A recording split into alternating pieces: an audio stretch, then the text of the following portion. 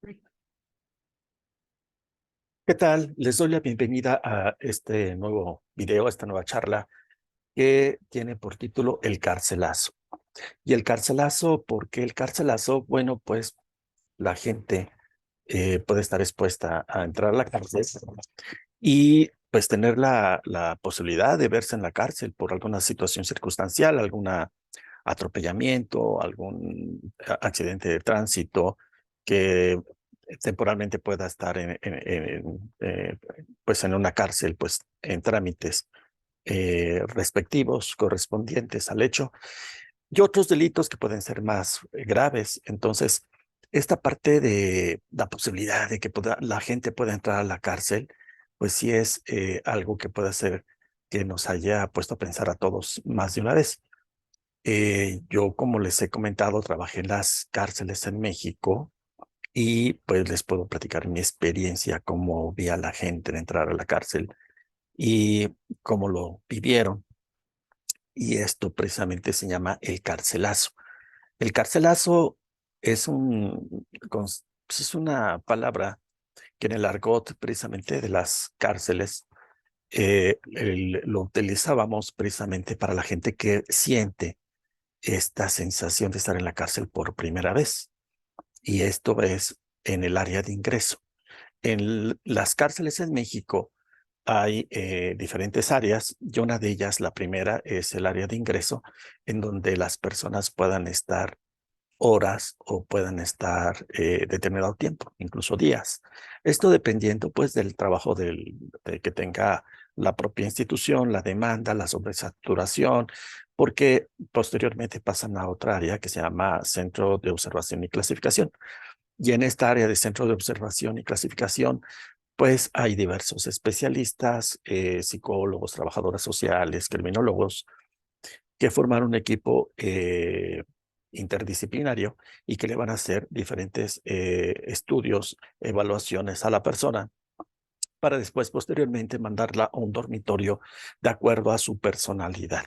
Y esta puede ser, bueno, pues son diferentes dormitorios en donde, eh, por ejemplo, a las personas que han ingresado por primera vez, que se les llama primo delincuentes, estas personas pues van a estar con personas afines a su personalidad, pues como lo que se pretende es que no se contaminen las personas que son, digamos, menos nocivas socialmente y que puedan convivir de acuerdo a su personalidad, ¿no? Pero yo me refería, les comentaba esta parte que se llama el ingreso en las cárceles, se llama esta parte de los reclusorios, en donde esta parte, el ingreso es donde van a permanecer inicialmente, en lo que se les pasa después a otra área que yo les decía, que es el Centro de Observación y Clasificación. Bien, entonces, esta área de ingreso es la primera sensación que tiene la persona de estar en una cárcel. Y es el carcelazo porque viene la depresión. Viene esa sensación de pérdida de libertad. Viene la sensación de incertidumbre. ¿Qué me va a pasar? ¿Cuánto tiempo voy a estar aquí? Voy a estar encerrado. ¿Se resolverá mi situación? Y vienen una serie de problemas porque, bueno, cuando una persona está en la cárcel, pues obviamente que su entorno familiar, sus seres queridos, pues se quieren eh, movilizar para ayudar a su familiar y pues están contratando un abogado. Vienen las cuestiones administrativas, viene pues la parte económica, los gastos que representa un abogado y pues son problemas que que rebasan al propio sujeto que está en la cárcel, que se transfieren a la familia. Entonces, pues son preocupaciones. Esto es para el grupo familiar, ¿no?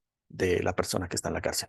Pero la persona que está en la cárcel siente esta sensación de encierro y de todo lo que esto que va a pasar, ¿no? Que va a pasar con su familia, si es casado, va a dejar de ver a sus hijos, a su esposa, etcétera. Y hay una serie de situaciones, de sentimientos, de emociones que siente la persona y las vemos muy tristes, las vemos con depresión, con tristeza, llorando incluso, y preocupados, no dejan de comer, no están angustiados. eh, pues esta sensación de verse privados de su libertad por primera vez, a la que le llamamos el carcelazo. Esto también es, obviamente que es diferente para las personas de acuerdo a precisamente a su perfil. Hay personas que han entrado por primera vez a una cárcel y que son ellos primodelincuentes. Y son primodelincuentes porque es la primera vez que ingresan a la cárcel, ¿no? Para estas personas, sobre todo, les viene esta sensación del carcelazo. Porque, bueno, habrá otras personas que ya ingresan, pues no es la primera vez, ¿no? Ya han ingresado anteriormente, incluso hay reincidentes. Esto, reincidentes, quiere decir que han ingresado más de una vez. Y hay reincidentes genéricos que pueden entrar por diversas causas, por diversas situaciones. Pudo haber sido un robo, un asalto, después una extorsión, después pues no sé, lesiones porque se peleó y pues por diversos delitos, pero han entrado en varias ocasiones. Pues obviamente esta persona pues ya sabe lo que es la cárcel, lo que es el ingreso, ya se conoce muy bien todas las áreas y pues ya no le causa tanta sorpresa. Hay residentes específicos que siempre están ingresando por un delito, en donde, por ejemplo, siempre van a estar ingresando por robo, ¿no? Porque son los que cometen robos, es un modus vivendi estar cometiendo robos. Entonces, los agarran una, dos, tres, cuatro, cinco veces, pero ellos no entienden, no tienen capacidad de aprovechar la experiencia o no quieren modificar su conducta antisocial. Entonces, ellos siguen cometiendo el delito. Pero bueno, nos referimos también a esta parte de la sensación que sienten las personas por primera vez que ingresan a una cárcel, son las personas primodelincuentes y que van a ingresar a esta situación de verse privados de su libertad. ¿Qué es la cárcel? La cárcel es el castigo a tu desplazamiento, a tu desplazar, a tu forma de sentir la libertad. Y bien dicen que la libertad no se valora hasta que la pierdes. Y es como la salud, no vas a valorar tu salud hasta que estás en un hospital, ¿no? Entonces, bueno, las personas que hemos trabajado en estos espacios, pues entonces valoramos lo que una persona puede perder adentro de la cárcel y lo que la persona tiene afuera de una cárcel. Entonces, cuando de pronto yo veo a jóvenes que están robando en un camión, en un microbús, y están robando por, digamos, ¿qué puede tener la gente en un camión? Pues relojes, seguramente baratos, no van a ser relojes caros, celulares, que pueden ser esos los que pueden ser el objetivo y el interés del asaltante, pues revenderlos a los celulares. Pero los celulares, ¿cuánto pueden valer en el mercado negro? Entonces, también en el mercado negro no los puedes vender, ni además usados, ¿no? Pues te van a dar muy poco por los aparatos que tú robes, ¿no? La gente realmente no va a tener mucho dinero en un transporte público. Normalmente, pues, va a llevar lo suficiente para este día, ¿no?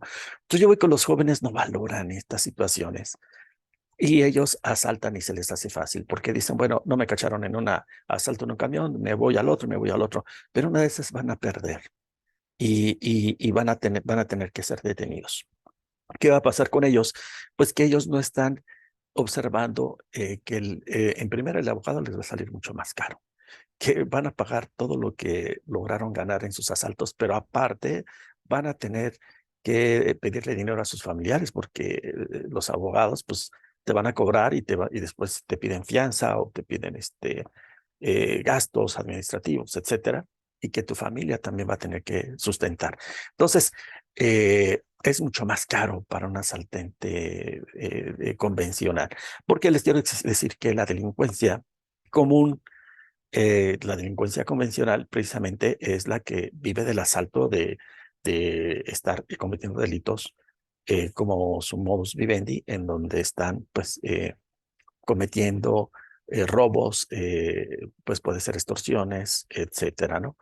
Que a la larga, pues es una población que finalmente pues va a estar recluida en la cárcel. En las cárceles un gran porcentaje, el 80-85% de la población es población de la delincuencia convencional. ¿Qué quiere decir?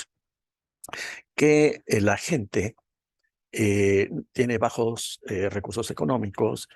La delincuencia convencional se caracteriza por niveles bajos educativos, bajos recursos económicos, muchas veces familias disfuncionales, desintegradas, porque eso sí, cuando una familia te quiere ayudar, pues aunque pueda, si está disfuncional y no tiene los recursos, pues no te va a poder ayudar. Entonces son las características que tiene esta población que entra a las cárceles en su gran mayoría. Y yo parto del hecho de que, bueno, las personas, todas las personas, nacimos como animalitos, nacimos como animales, ¿no? Y hay un proceso social y un proceso cultural y un proceso educativo en donde nos vamos transformando en seres humanos.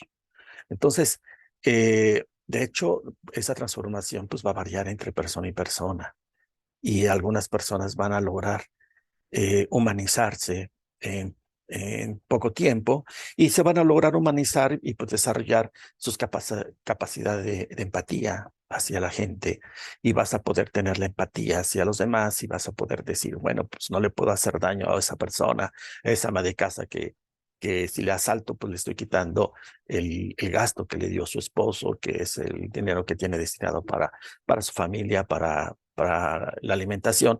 Entonces empiezas a ser empático. No puedo estarle yo robando el pasaje a un estudiante de un transporte público. No puedo quitarle su mochila porque lleva sus útiles escolares, sus libros. No le puedo quitar un celular porque ahí lleva su información, lleva... a veces el celular es parte de la vida emocional de una persona, porque ahí lleva sus mensajes de la novia, de la esposa, lleva fotos de los hijos. Pero si tú le quitas un celular a una persona, pues le estás quitando parte de esa parte emotiva que tiene esa persona y que la estás haciendo víctima, le estás quitando eso. Entonces, algunas personas logran esta empatía, ¿no? Pero otras personas no la logran, ¿no? Entonces, hay personas que nunca van a lograr la empatía, nunca se van a humanizar, siempre van a estar, digamos, con esta predisposición de estar haciendo el daño. Y entonces son personas que van a entrar a la cárcel. Ahora bien, estas personas muchas veces son, yo les comento, la delincuencia convencional, que son personas marginadas, son personas que pueden tener bajo nivel educativo, familias disfuncionales y que pues bajos recursos educativos y laborales o se pueden dedicar, digamos, a oficios como diversos oficios, la obra, la industria, la construcción, etcétera, pero empiezan a tener otros elementos que habíamos comentado, ¿no? No tienen una capacidad de controlar su impulsividad, no aprovechan de la experiencia, etcétera. Tienen bajo nivel educativo, porque la educación nos permite resolver problemas. Entonces, a lo mejor si tú tienes educación, has tenido acceso pues a las lecturas, al conocimiento general, pues vas a poder tener la facilidad de resolver los problemas cotidianos que se te vayan presentando. Entre menos educación tengas, menos posibilidades vas a tener también de resolver de tener una visión más clara de los problemas y resolverlas, ¿no? Entonces, muchas veces, pues también se ven estos factores que inciden precisamente en que la gente cometa delitos y pues empiezan a ser residentes, como yo les decía, residentes específicos o después residentes genéricos y empiezan a cometer diferentes delitos y diferentes ingresos a una cárcel. Ahora bien, no toda la gente que entra en la cárcel o que hace daño es de la población de la delincuencia convencional. Hay gente que también tiene estudios, tiene un nivel económico elevado, tiene cultura y también son eh, potencialmente delincuentes. Lo que pasa es de que ellos muchas veces no entran a la cárcel. Es el caso, por ejemplo, el delito de cuello blanco. El delito de cuello blanco muchas veces se relaciona con la psicopatía. A veces la psicopatía, las personas psicópatas no sienten. El psicópata no tiene el dolor, no tiene el remordimiento, no tiene esa empatía, no tiene ese sentimiento de culpa. Entonces puede cometer cosas y no le duele, ¿no? Ahora bien, el psicópata, si tiene educación, si tiene cultura, puede ser pues, en un político, porque además tienen muy buen carácter, son inteligentes, y puede ser un político que le hace mucho daño a su país, ¿no? Comete fraudes, pero no son descubiertos, cometen peculados, pero no son detectados, o el sistema está hecho para que no los detecte, ¿no? Entonces ellos están generando mucho daño, algunas veces daños masivos, porque a veces los políticos con el poder de decisión que tienen, pueden llevar a su país pues a la ruina, pueden tomar decisiones económicas y de, y de gestión gubernamental y social, pues que pueden afectar a un país, pueden victimizar de forma masiva a una población, pero también pues hacen daño. Cuando los sistemas son corruptos, no son detectados, no son procesados, sino son castigados. A cuando sí son instituciones que detectan ese tipo de situación, pues este tipo de personajes sí pueden ser procesados y pueden ser castigados. Eh, eh, digamos, hay personajes que que podrían estar, digamos, en este caso, y que en sus países o en México, en cualquier otra situación, pueden estar procesados y castigados. Depende mucho del sistema de procuración de justicia. Ahora bien, ¿por qué, digamos, este sujeto puede caer a la cárcel? Porque pues, puede cometer un fraude y ya por alguna situación entra a la cárcel, pero también tienen los recursos para pagar a los abogados. Entonces también tienen muy buenas defensas.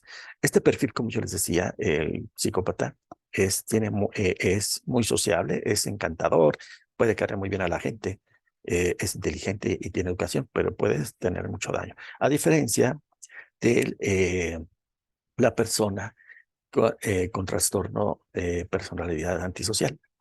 El antisocial, la sociopatía, también conocida, es también un rechazo a las normas sociales. No tiene también esta empatía con los demás, te puede pegar en un asalto, te puede apuñalar en un asalto y se va porque tiene indiferencia afectiva. Esto de la cuestión emocional, de sentir la compasión a los demás, pues se maneja en diferentes formas, en diferentes niveles, eh, hasta que pueda ser ya pues una situación grave, el sentir esta indiferencia hacia el dolor ajeno, ¿no? Puede ser, por ejemplo, un aplanamiento emocional, se dice, es una persona fría emocionalmente porque a lo mejor la novia le lleva a la pareja pues un regalo muy bonito o le hace un guisado muy bonito, le invita a comer y le hace una comida muy rica y la pareja dice pues gracias, ¿no? Y muy indiferente, es muy frío. O tú le puedes dar, por ejemplo, al novio, le puedes dar a tu esposo, le puedes dar una tarjeta, le puedes dar un pastel el día de su cumpleaños, le puedes dar una celebración muy bonita y él pues es frío. Dice, pues gracias, y se prende la televisión y se pone a ver el fútbol. Entonces, ellos son fríos emocionalmente. Se dice después que son aplanados emocionalmente. ¿Esto por qué se da? También es una cuestión aprendida. Es aprendida porque en nuestras casas a veces nos acostumbramos a hablarnos con cariño o nos hablamos de manera muy fría. Entonces, esto también es un proceso de aprendizaje. Y cuando hablamos de manera amorosa o no, también lo aprendimos en casa. Por eso es importante que acostumbrarnos a hablarnos con respeto y con cariño y a manifestar nuestro cariño. No es que a veces la gente no quiera, la gente sí quiere, pero no lo manifiesta. No sirve mucho si tú quieres a alguien y no le dices que lo quieres y que se lo demuestras porque la otra persona pues no lo va a saber. Entonces, esto también es un proceso de aprendizaje. Y entonces, la gente que es aplanada, que es fría emocionalmente, vivió a veces con esta indiferencia en la casa. Desde pequeño no acostumbraron a darse cariño, a caricias, no se manifestaron ese apoyo mutuo y la persona creció así. Entonces, él percibe que así es la vida, ¿no? Y él cuando sea grande va a reproducir estos esquemas con sus hijos. Entonces, es importante reconocer que esta parte afectiva es importante para la gente, sentirse querido, apoyada, es muy beneficioso para la gente, crece con más seguridad, los hijos crecen con más seguridad. Y todo esto, pues, es un proceso de aprendizaje. Pero a diferencia del psicópata, el psicópata, aunque quiera ser afectivo, no puede, porque el psicópata, a diferencia del sociópata, el psicópata nace con una deficiencia para sentir emociones y eso lo hace muy peligroso. Puede ser un asesino despiadado, que pueda ser un asesino serial, que pueda estar matando a muchas personas, a muchas eh, eh, víctimas. Yo vi un caso, yo en las cárceles vi un caso, ya lo encontré anciano, a Higinio el Pelón Sobera, Sobera de la Flor, y fue una persona que allá por 1950 en México, en un accidente de tránsito, mató a un capitán del ejército porque tuvieron una discusión de coche a coche y fue, bueno, le dio 5 disparos. Y al otro día, esta persona, pues, ve a una chica que estaba esperando un taxi para ir a ver a su novio a un hospital porque había sufrido un accidente de tránsito también su novio. Y pues estaba hospitalizado. Esta chica iba a tomar un taxi, entonces la intercepta el Pelón Sobera de la Flor y se sube al taxi con ella. Después secuestra a la chica, se lleva el taxi, se roba el taxi y en el camino, pues también asesina a la chica y viola, y bueno, ya tiene sexo con ella, pero ya muerta. Entonces, esto pasó con este personaje. Yo lo conocí allá por los 1980 y tantos, 85 probablemente. Ya lo conocí yo, hecho, pues estaba un anciano, ya incluso no estaba, pues una persona pues se veía ya muy afectada de sus facultades, con una vida vegetativa. Se rumoraba que se le había hecho la lobotomía. La lobotomía es quitar una extirpación del lóbulo eh, de la cabeza frontal.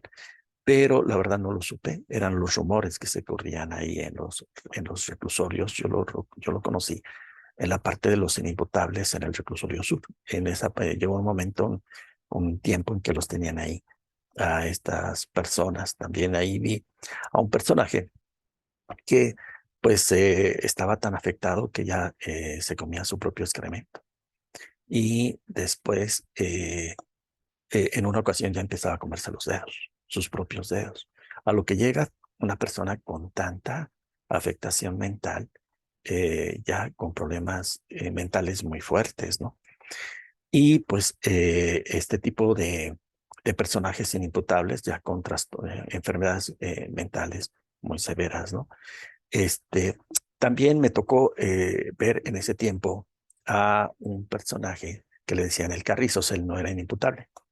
Él era pues una persona de la población normal y él pues era un experto ladrón, era un experto ladrón.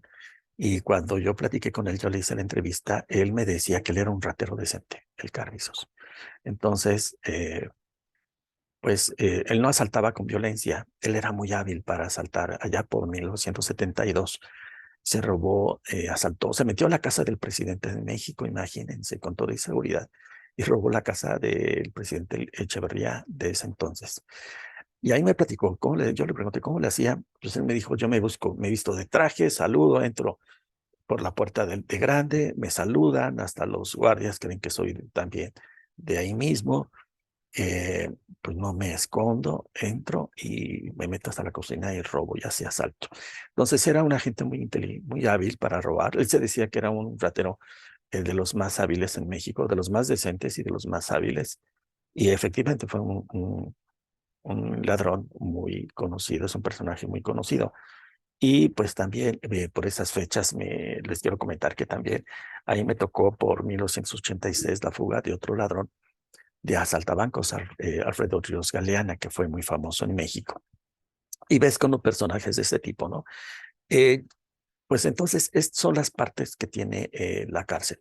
Y hablando precisamente de estas afectaciones mentales, ¿por qué llega una persona tan grave a perder sus facultades mentales? Porque esta persona muchas veces pueden ser daños, puede ser eh, situaciones de drogadicción, de inhalación de sustancias tóxicas que matan las células de neuronas del cerebro. Y estos son daños irreversibles. La inhalación de tiner, le llaman en el argot, eh, pues de las calles, en la muñeca, en donde la estopa, un trapo, lo mojan con tiner y lo están inhalando los muchachos. Desgraciadamente, se ve mucho en población muy joven, población muy indigente, población de calle, en donde para matar a veces el hambre tienen que estar inhalando tiner, pero no saben el daño que les hace. El tiner te mata las neuronas de manera rapidísima. Es una cosa, es como quemar un bosque con llamas, ¿no? El tiner te seca el cerebro, te mata las neuronas muy pronto. Puede ser que en un año o quizás en meses ya tengas pues un daño cerebral importante y es irreversible. Entonces, a mí me da mucha tristeza cuando veo a estos jóvenes, a estos niños que están haciendo eso y yo pues cuando he podido me acerco y les trato de explicar y en su momento pues ayudarlos con algún alimento, pero es muy difícil. Te necesitas tú políticas de Estado, necesitas políticas de atención, de apoyo para que tú puedas un poco solucionar este problema tan grave que es la drogadicción y específicamente la inhalación de estas sustancias que afectan grandemente el cerebro y pues te convierten pues en una vida pues vegetativa. Ahora bien, eh, hay personas, pues, que todos podemos tener alguna situación circunstancial y podemos ingresar a la cárcel. Ya les dije que el carcelazo, pues, es la primera sensación de estar en las cárceles. Pero, bueno, hay personas que ya están predispuestas, hay trastornos de la personalidad. Hay una diferencia entre tener rasgos de los trastornos de la personalidad, pues rasgos a tener, por ejemplo, ya trastornos de personalidad. Todos podemos tener, por ejemplo, miedos infundados de algo. Podemos mostrarnos con estrés, podernos mostrarnos con desconfianza, podemos ser temerosos, podemos de pronto no tener ganas de salir de la casa. Nos sentimos tristes, ponchados, ¿no? Y de pronto tenemos estas situaciones. Podemos tener impulsividad, vernos enojados. Estos son rasgos, situaciones temporales que a todos nos pueden pasar. Pero ya, por ejemplo, los trastornos de personalidad son patrones de conducta permanentes. Entonces, esto hay que diferenciarlo. No es que la persona, como yo les decía, una persona siempre sea perfecta. No hay personas perfectas, no hay familias rosas, no hay familias perfectas en donde todos los personajes, todos los mamá, papá, los hermanos son perfectos. Eso nada más pasa en las telenovelas, en la televisión. Eso no existe.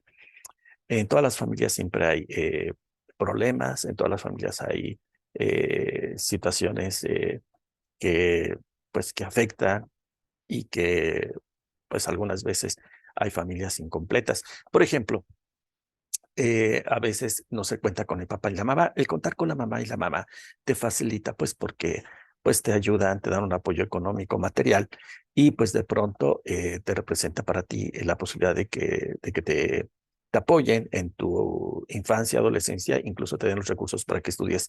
Pero ¿qué pasa cuando, por ejemplo, faltan los papás?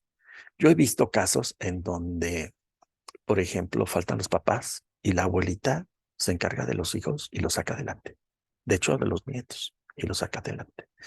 Y de hecho, por ejemplo, madres solteras que se quedan solas y que sacan adelante profesionistas, ¿no? Yo la conocí en la cárcel mucha gente y también fuera de mi trabajo que no les interesaba conocer al papá porque nunca habían estado con él, ¿no? O crecieron solos, o crecieron con la madre y crecieron muy bien. Y ellos mismos te dicen, pues no lo conozco a mi papá, o Olga no me les lo vi, pero lo vio como extraño. Entonces, ¿qué necesita la gente? Cuando tú tienes a tu familia completa, funcional, perfecto, y vas a tener un apoyo, se te va a hacer la vida más cómoda, pero las personas solo requieren un punto de apoyo para que salgas adelante. Alguien que te dé una palmadita, que te escuche un ratito cuando tengas un problema, que te dé el alimento básico, una sopa caliente, y que te dé ese un techo y tú puedas tener la posibilidad de salir adelante, incluso trabajar y poder superarte y poder estudiar o dedicarte a un oficio y salir adelante. Entonces yo le decía, todos podemos tener etapas o episodios temporales de que, por ejemplo, falleció una persona, un familiar y nos sentimos deprimidos. Eso puede ser normal.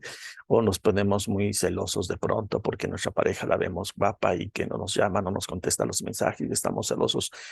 Pero si esto es temporal y lo arreglamos, platicamos con ella y recuperamos la comunicación, no es problema.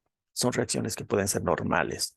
Lo importante es resolverlas y diferenciarlas de los patrones ya permanentes de los problemas de los trastornos de personalidad.